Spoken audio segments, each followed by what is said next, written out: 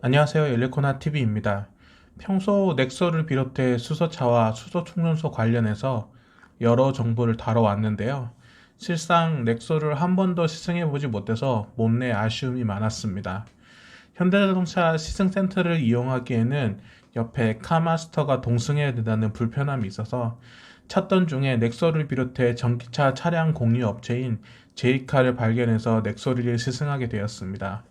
제가 직접 가입하고 결제를 통해서 차량을 렌트하였으며 제이카 광고 영상은 아니지만 넥소를 단기간 빌려서 타볼 수 있다는 점에서 넥소를 사기 전에 누구의 간섭 없이 경험해보고 싶으시다면 제이카를 통한 렌트를 추천해드립니다. 사실 넥소는 출시된 지 몇 년 된 모델이기 때문에 관련 시승기가 유튜브에 많이 있습니다. 이제는 넥소를 구입해서 정보를 공유하는 유튜버 분들도 몇몇 보이는 것 같더라고요. 오늘 저의 시승기 포인트는 같은 현대자동차의 코나 일렉트랙을 타는 전기차 오너 입장에서 바라본 넥소의 장단점을 압축해봤습니다. 지금 현재 보조금을 놓고 본다면 넥소가 기본 차량 가액은 2천만 원 이상 비싸지만 넉넉한 보조금 덕분에 4천만 원 선에서 출고가 가능해 둘 중에 고민하시는 분들도 꽤 많은 걸로 알고 있는데 넥소를 경험해본 후 제 마음이 어떤지에 대해서 이야기해볼까 합니다. 일률적인 차량의 스펙이나 현대자동차 홈페이지나 카탈로그에서 볼 수 있는 내용들은 최대한 배제하고 제가 바라본 넥소의 장단점을 이야기해볼까 합니다. 우선 좋았던 점 4가지에 대해서 먼저 이야기하면 첫 번째로 차량 실내외 사이즈가 무난해서 굉장히 좋았습니다. 외적인 사이즈를 본다면 사실 코나 일렉트릭이 더 작고 컴팩트하기 때문에 요리조리 운전하기도 편하고 주차하기도 확실히 편하긴 합니다. 외관이 작아서 운전이 편하다는 장점은 있지만 외관이 작다는 것은 곧 실내도 작다는 것을 의미하죠. 개인적으로 저는 30대 미혼 남자이므로 매일 누군가와 함께 차를 타지 않기 때문에 차량 사이즈는 넥소 정도가 딱 좋은 것 같습니다.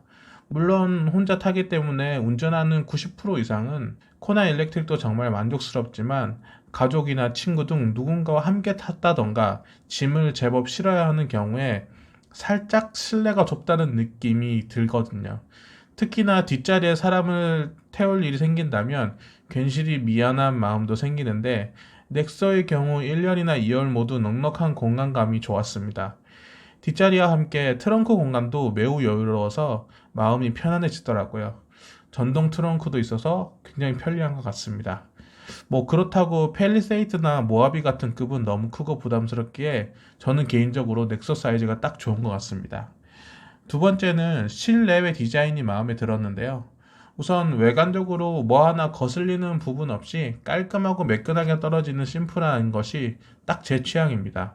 그리고 40만 원을 추가해야 되는 이 티타늄 그레이 색상은 개인적으로 넥서 컬러 중에 가장 베스트라고 생각합니다. 예전에 이런 무광 티타늄 컬러는 100만 원 이상을 주고 무조건 랩핑을 해야 했었는데 순정으로 이런 컬러를 적용할 수 있다는 점은 매우 훌륭하다고 생각합니다. 저는 차를 고를 때 외관상 중요하게 여기는 것 중 하나가 바로 데이라이트인데요. 데이라이트 형태가 어떠냐에 따라 차의 이미지나 분위기가 확 달라진다고 생각됩니다. 그 관점에서 봤을 때 넥소의 데일라이트 정식 명칭인 호라이즌 포지셔닝 램프가 아주 마음에 듭니다. 요즘 좌우 데일라이트를 이어지는 유형으로 많이 나오고 있는데요. 기아의 셀토스도 비슷한 형태이긴 하지만 중간에 끊어진 형태보다는 매끈하게 본넷 라인을 따라 쭉 이어진 형태가 더 괜찮아 보입니다. 마주 보거나 룸미러로 봤을 때도 넥소라는 존재감이 확실한 것 같고요. 시동을 끄고 자세히 들여다보면 마치 보석과 같은 디테일들이 있는데 이것도 역시 이쁜 것 같습니다. 승 하차 시에 자동으로 팝업되는 오토 플러시 핸들도어도 실제로 처음 봤는데요. 주차 중이거나 주행 중일 때 전체적으로 매끈한 느낌을 줘서 좋은 것 같습니다. 다만 차문을 열면 일방적으로 4개의 핸들이 모두 뿅 하고 나오기보다는 센서를 통해서 탑승하고자 할 때 개별적으로 팝업되면 어땠을까 하는 생각과 함께 겉부분은 외장과 같기 때문에 고급스럽지만 튀어나오고 나서 내부의 디테일들은 고급진 느낌과는 조금 멀어져서 아쉬운 부분입니다. 도어 핸들과 함께 넥소에 하나 더 숨어있는 것이 바로 리어 와이퍼인데요. 당연히 있어야 할 것이 없어서 허전할 줄 알았는데 오히려 뒤태가 더 매끈해져서 외관상 보기 더 좋은 것 같습니다. 요즘 현대자동차 휠을 보면 휠 디자인을 꽤나 괜찮게 뽑아내는 것 같습니다. 몇 년 전만 하더라도 현대자동차의 순정휠을 보면서 이쁘다고 할 만한 것들이 개인적으로는 없었는데 요즘에는 진짜 마음에 드는 순정휠들이 많이 보입니다.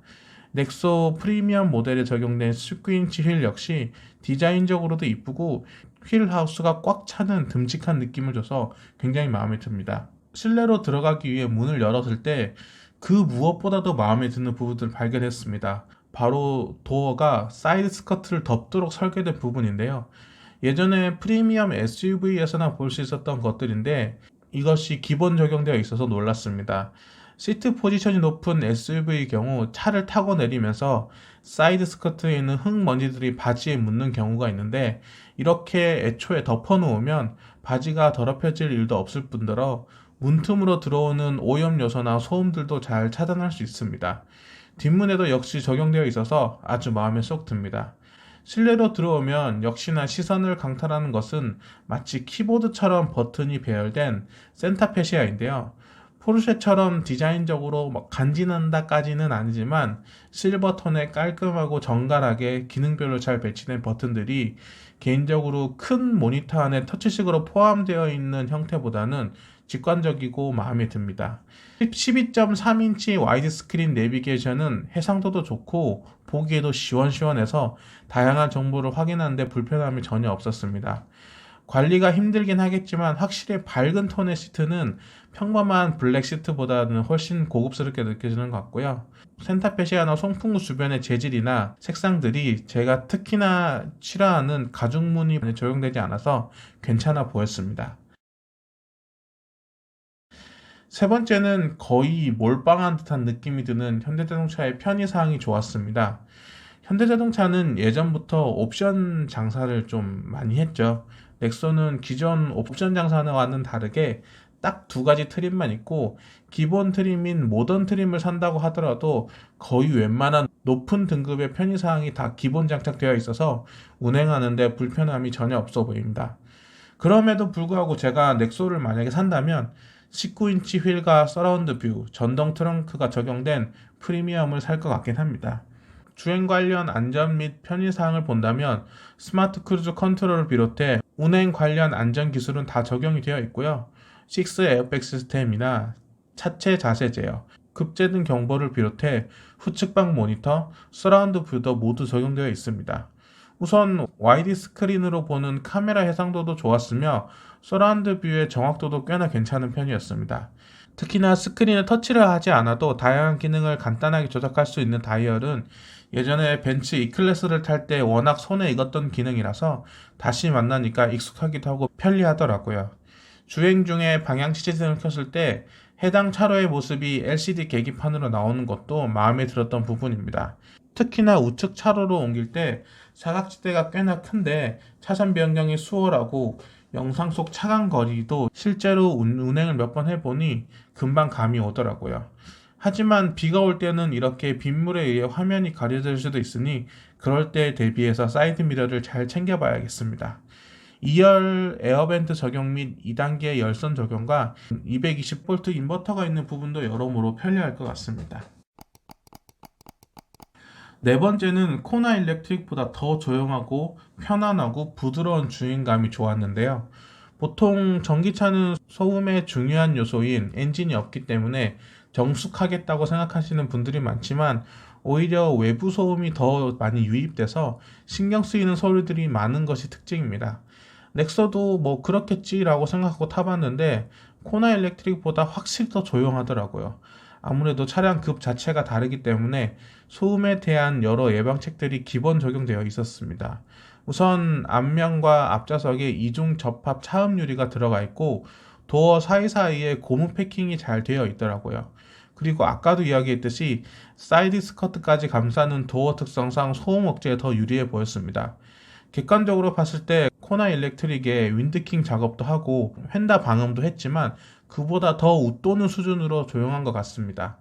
흡차음제가 최적화 배치되어 있다고 알고 있는데 주행 중에도 풍절음이나 노면 소음이 확실히 덜 들리는 것 같더라고요.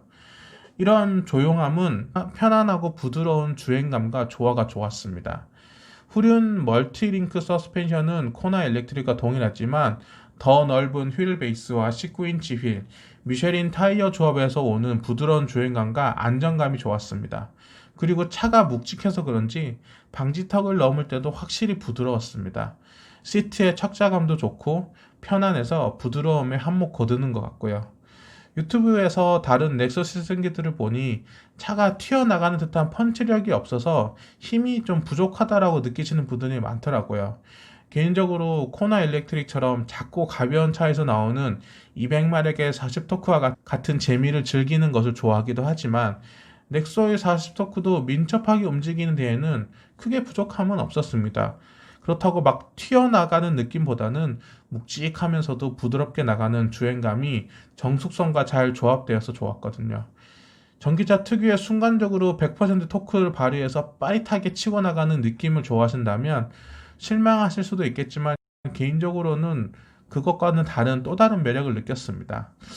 그리고 전기차는 순간적으로 엑셀을 강하게 밟았을 때 비행기 이륙 소리와 비슷한 특유의 고주파음이 선명하게 들리는데 넥소는 그 소리가 거의 들리지 않더라고요. 사실 뭐 그렇게 큰 소리가 아니라 거슬릴 정도는 아니지만 이런 세세한 부분도 마음에 드는 부분이었습니다. 이상 넥소의 장점들을 한번 살펴봤는데요. 차는 타면 탈수록 좋은 경험들을 발견하고 누적해 나가기 때문에 2시간의 시승으로는 많은 부분을 확인할 수는 없었지만 순수 전기차와는 다른 매력들이 분명 존재하는 차량이었습니다. 그럼 이제 아쉬웠던 부분에 좀 이야기해볼까 합니다. 우선 시승 내내 가장 많이 시선에 띄었고 가장 많이 아쉬웠던 부분이 바로 계기판에 해당되는 7인치 컬러 LCD 버추얼 클러스터인데요. 넓은 레이아웃에 비해서 일정 부분만 활용하는 것이 가장 아쉬웠고 뭔가 고급스럽지 않고 UI의 배치도 조잡스럽다는 느낌이 들더라고요. 특히나 좌우에 배치된 주행 가능 거리와 속도는 가운데 표기된 숫자들에 비해 뭔가 이렇게 짜부된 느낌이 들면서 시인성이 별로였습니다. 특히나 LCD 밖 좌우에 있는 수온 게이지와 연료 게이지는 예전 스타렉스에서나 볼 법한 너무 촌스럽고 올드한 느낌이 많이 들더라고요. 두 번째는 센터페시아의 공간 활용도가 많이 아쉬웠는데요. 우선 상단에 위치한 USB가 적용된 포켓 공간은 누가 봐도 휴대폰을 넣도록 만든 공간처럼 보여지는데 USB 선을 안쪽에 꽂고 휴대폰을 놓으면 선 때문에 휴대폰을 거꾸로 놔야 하더라고요. 그리고 무선 충전기가 센터페시아 아래 공간에 있는데 운전을 하면서 저 아래 공간에 휴대폰을 넣고 빼기가 상당히 불편했습니다. 컵홀더 역시 가운데 하나가 있고 보조석 에어벤트 앞에 하나가 더 있는데 저것도 좀 불편해 보입니다.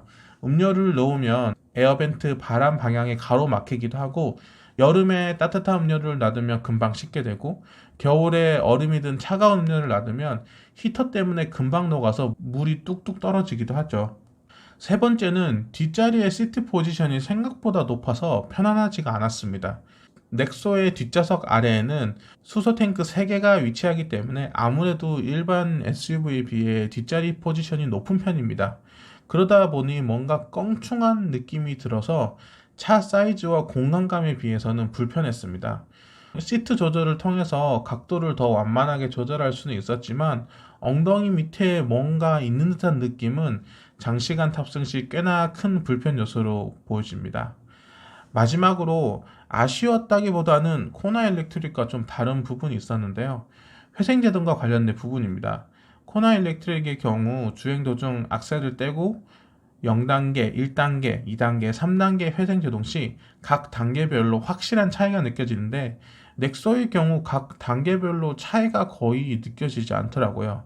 특히나 가장 높은 3단계의 경우 코나 일렉트릭의 2단계보다 약한 느낌으로 제동이 됐었고 악사에서 발을 뗐을 때도 즉각적으로 회생제동이 온다기보다는 한 템포 늦은 느낌이 많이 들어서 개인적으로 좀 이질감이 많이 들었습니다. 이상 넥소의 장단점들을 시승을 통해 살펴봤습니다. 시승 후 타기 전보다 훨씬 더 호감도가 많이 올라갔고, 특히나 시승이 끝나고 다시 제 차인 코나 일렉트릭 운전했을 때 막 단점들이 느껴질 정도로 많은 부분에서 넥소가 참 좋은 차라는 것을 확실히 느꼈습니다. 수소 충전소 인프라만 잘 갖춰져 가고 수소 가격만 정부의 계획대로 지금보다 단계적으로 낮아진다면 전기차보다 더 큰 매력이 있는 차임에는 분명해 보였습니다. 물론 수소 충전소 인프라 구축이 수소차를 만드는 만큼 어려운 일이라는 게 가장 큰 문제이기는 합니다. 최근 현대자동차 정의선 수석 부회장의 인터뷰에 따르면 넥소 후속 모델을 현재 개발 중이지는 않지만 3, 4년 후에 나온다고 합니다. 만약 3, 4년 뒤에 넥소 후속 모델이 걸출하게 나오고 그 기간 동안 수소 충전소도 여러 곳에 생겨나고 수소 가격도 더 경쟁력이 있어진다면 코나 일렉트릭을 10년 타겠다는 제 마음도 5년을 기점으로 많이 흔들릴 수 있을 것 같다는 느낌이 듭니다. 이상 일렉코나TV의 넥소 지승기였습니다. 긴 영상 시청해주셔서 감사합니다.